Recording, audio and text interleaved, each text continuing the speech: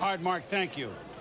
We're going to get up to Tom Jackson in a moment, but the Oakland Raiders apparently have made their decision. Have they hung up the phone on everybody? The card is up at the commissioner, and we shall see if this is Darrell Russell. Move him at defensive end, 20-year-old. Let's see if that's what the Raiders do, or do they make a move? Up to the podium and the commissioner.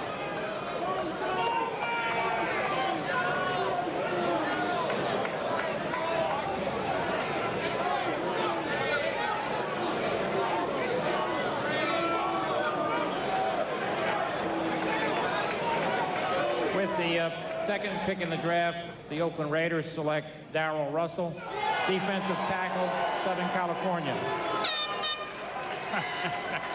Oh, the air horns are in here. Seattle Seahawks are now on the board with a choice obtained from Atlanta. Well, let me tell you, two things have just happened with the Oakland Raiders taking Darrell Russell. First of all, they get a young man that usually plays inside but can play outside if they decide to keep McLaughlin, and they have an excellent front wall. But the Seattle Seahawks are very happy because Sean Springs, Pace's teammate at Ohio State, the corner, is who they wanted all along. Weren't sure they could get him at 3. That's probably where they're headed next, I would think. But Mel, let's talk about Darrell Russell, who's, again, I mean, he's just a youngster. He's a big kid. He's 320 pounds. He's a great athlete. He's only 20 years of age, so you know he's going to mature. He took some downs off, has to become more of a consistent, focused performer, but tremendous upside potential. Here he is at basically at right defensive end, and that's where the Raiders plan on utilizing him, getting to the quarterback, very agile, very quick for a big. Here he is inside, exploding to the quarterback. You know, getting after then quarterback Ron Powers with Notre Dame, controlling the middle. That's what he does so well. Here he's against the Huskies, just dominating that double team block and making a play.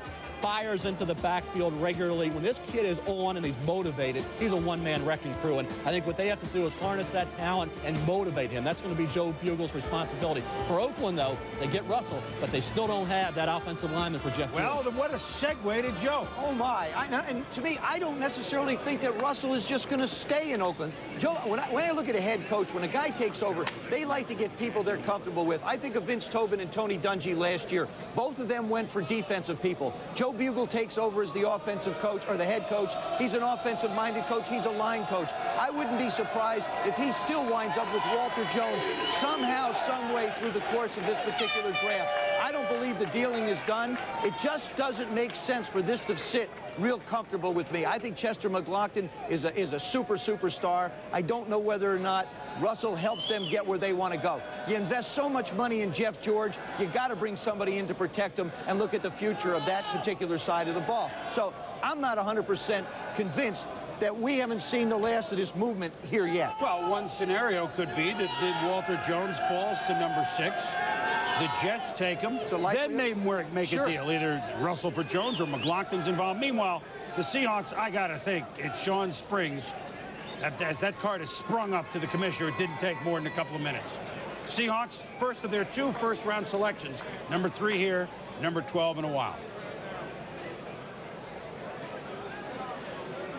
Now we told the card was up there. It can't be a pronunciation problem, right? Springs? No, sort of a fairly simple word to get out. I got a team photo first. You got to do that first. The commissioner actually is there. Yep. You just can't see him. That's right. And he's, what, 6'5"? That's right. He's behind Darrell Russell somewhere. You know, the amazing thing about Darrell Russell, when you look at him on film, he carries 320 pounds, Mel, but it's spread out over a big frame. I mean, he's a guy who could go, it looks like, maybe to 330 and still carry it comfortably. He is huge. I mean, you look at a guy who can really plug the middle, can do a heck of a job. All right, here now is the Seahawks. Third pick in the first round, the Seattle Seahawks select Sean Springs, defensive back, Ohio State. Now, so the Buckeyes. The Baltimore Ravens are now on the clock. Buckeyes with 2 of the 3 first picks, and boy, Seattle, a sigh of relief. They had targeted him throughout. Sean Springs had no interceptions last year, but they didn't throw the ball at him. Mel, some people say that he's rated about as high as any defensive back in the common draft. The highest anyone has gone is 3. Bruce Pickens went at 3 as a corner.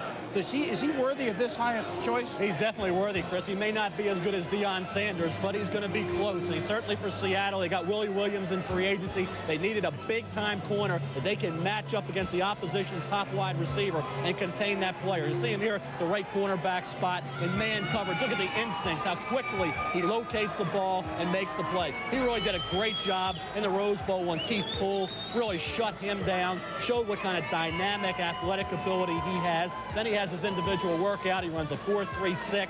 It's a 39, 40-inch vertical jump, 19 reps, so you know he's strong. Here he is as a punt returner. Great ability in that area if you want to risk injury and use your #1 corner. Also as a return man. Run support ability's average, decent tackler, but you're paying Sean Springs the big bucks to match up against the Jerry Rices and the big-time wide receivers that can beat you. That's his job, to tame those guys. Well, Sean Springs from Silver Springs, Maryland. His dad, you may remember, running back, pretty good with the Dallas Cowboys, Ron Springs. It's in the bloodlines, and now he's the 3rd overall pick. We'll get back to discuss him a little bit. And the Baltimore Ravens on the clock. And will they keep this 4th pick? They've said for a while they want to bail out. Do they bail? Do they stay, or do they go? That's the question. As we roar on here in the Apple.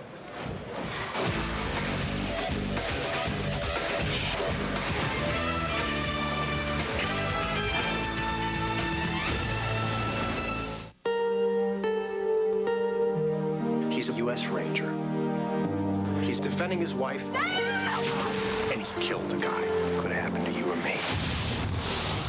After 8 years, Cameron Poe is taking the first plane home. Today's flight is a special one. These guys are the worst of the worst.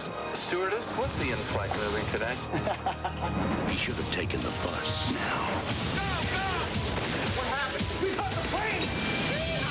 We got a plane up there filled with killers, rapists, and thieves, and we got this guy, Cameron Poe. He's got a little girl to come home to. What are you gonna do?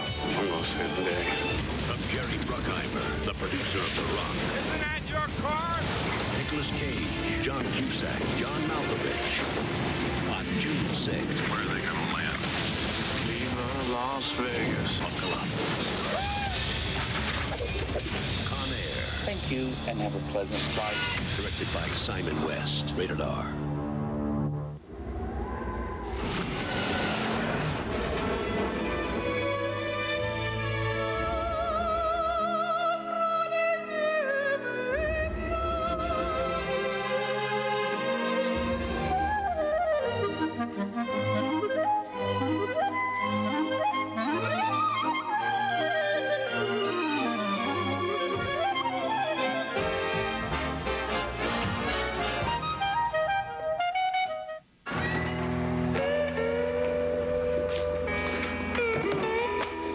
Hey, Brett, these guys have a beer menu.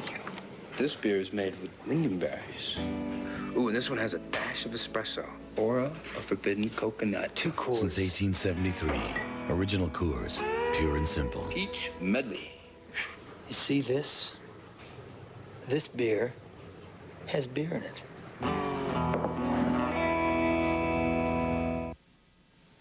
This ESPN special, the 1997 NFL Draft, is brought to you by Acura, the true definition of luxury. Yours by Original Coors, pure and simple, the last real beer. And by Priority Mail from the U.S. Postal Service.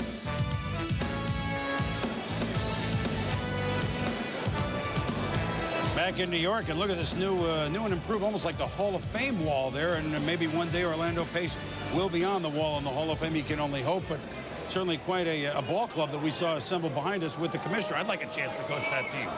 Well, card is in already. Do the Ravens keep the pick, or do they make a swing trade? They've said they dump out. This doesn't seem to indicate that they might. Let's go to the commissioner.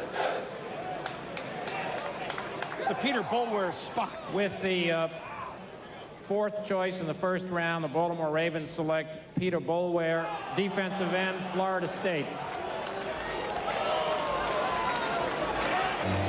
Well, so much Detroit for Lions saying are now on the clock.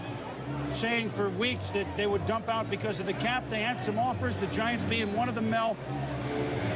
Maybe he just looked too good at the end, right?